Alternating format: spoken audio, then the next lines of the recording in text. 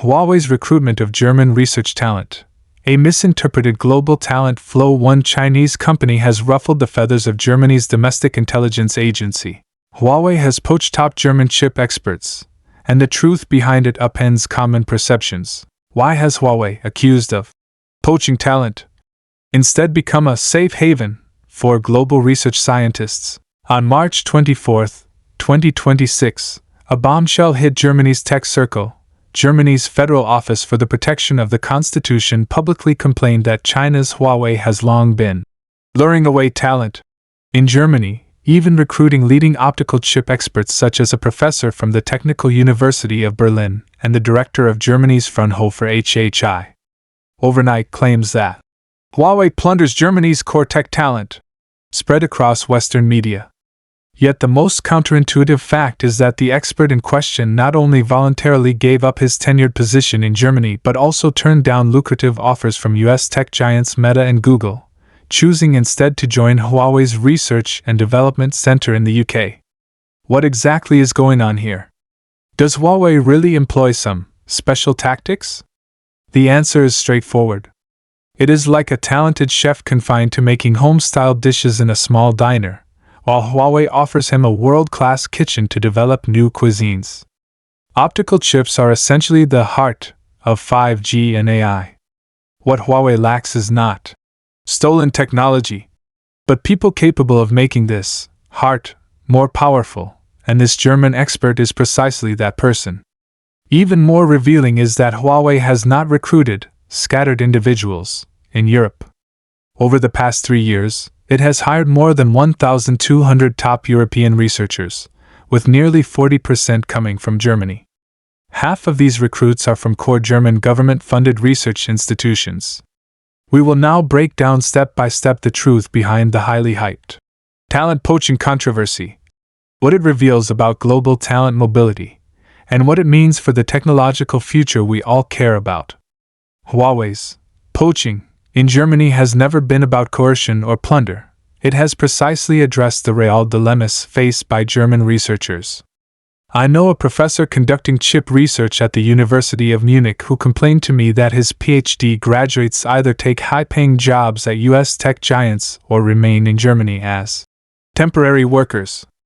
Under Germany's Zeitweg law, PhD graduates can only hold temporary research positions for a maximum of 6 years. If they fail to secure a professorship, they must leave academia.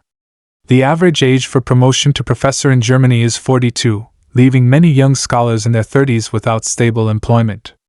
In contrast, Huawei not only offers these researchers salaries 3 times higher than those at German universities but also promises no interference in research directions, and provides them with world-leading experimental equipment and teams. Take the former director of Fraunhofer HHI who joined Huawei. While in Germany, his research projects were often suspended due to insufficient government funding. Huawei, however, not only provides full research funding but also lets him lead an international R&D team to continue focusing on his specialty, optical chip research. This clash stems from the pain points in Germany's research system and Huawei's eagerness to recruit top talent. According to the German Research Foundation, nearly 30% of young German researchers left academia in 2025 due to job insecurity. Huawei's arrival has given them an option to pursue research while enjoying stable career development. Objectively speaking, this is not plunder, but talent flow governed by market laws. Instead of complaining about Huawei, Germany should reflect on why it cannot retain the top talent it has nurtured. After all, no talented person wishes to remain a temporary worker with no future. Behind this controversy lies a fact overlooked by Western media. Huawei's talent strategy is essentially no different from that of US tech giants, and in some ways, even more inclusive. Few people know that in July 2025, Meta poached 4 top Chinese AI talents in just 1 week, offering a total annual package of $100 million, an average of $25 million per person, along with unlimited computing power and a green card fast track. No one accused Meta of plundering Chinese talent. Google and Microsoft also regularly recruit in Europe. In 2024 alone, They hired over 200 chip experts from Germany, yet Germany's domestic intelligence agency never publicly protested. Huawei's approach mirrors these US giants. Ren Jingfei has long advocated recruiting global top talent without rigid restrictions. Huawei's Young Talents Program imposes no limits on academic background or university, with annual salaries reaching up to 2.01 million yuan, alongside a global R&D platform for talents. I know an engineer at Huawei's UK R&D center, a native German who previously worked at Apple's European R&D facility. He said he switched to Huawei because Apple only assigned him peripheral R&D tasks, while Huawei lets him lead core technological breakthroughs in 5G optical chips and collaborate with top experts worldwide. Data shows that in 2024, US companies accounted for 45% of global tech talent turnover, while Huawei accounted for only 12%. Why, then, is Huawei alone labeled a talent poacher? This likely reflects deep-seated bias against Chinese tech firms in the West. We accept US companies' global recruitment as normal competition, yet refuse to extend the same courtesy to Chinese enterprises. This double standard hinders the free flow of global tech talent.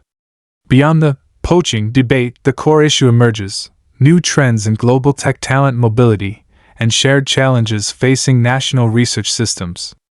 Today, talent shortages in core fields such as chips and AI are growing. According to a report by the Institute of Electrical and Electronics Engineers, IEEE, the global chip talent shortage reached 720,000 in 2025, 180,000 in Europe, 220,000 in the US, and 250,000 in China. In this context, talent is no longer the exclusive property of a single nation, but a shared asset for global technological development. The German optical chip experts' research at Huawei will not only enhance Huawei's 5G equipment performance but also advance global optical communication technology, ultimately benefiting consumers worldwide. Smoother 5G networks and more efficient data centers depend on such experts. Another detail: Huawei has invested £1 billion in building a photonic electronics R&D base in Cambridge, UK, recruiting experts not only from Germany but also from the UK, France, Italy, and other European countries. Their collaboration breaks down national technological barriers. Objectively, Huawei's talent strategy offers a new model for global talent flow, not one-way plunder, but two-way win-win value creation.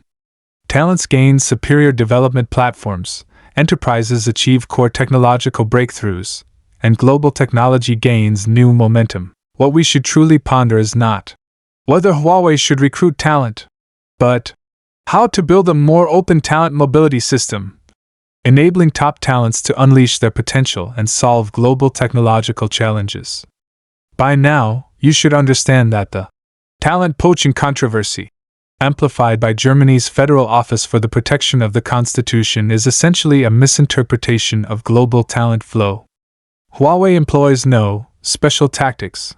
It simply understands researchers' needs and provides an inclusive, expansive platform. Germany's complaints reflect less opposition to Huawei than anxiety over shortcomings in its own research system. In an era of global technological integration, free talent flow is not a threat, but a core driver of technological progress. Whether Meta recruits Chinese talent or Huawei recruits German talent, both follow market laws and represent an inevitable development of the global tech community. If you agree with this view, feel free to share your thoughts in the comments and discuss the future of global tech talent mobility. If you have further questions, leave a message and I will address them one by one. Thank you for watching, and see you next time.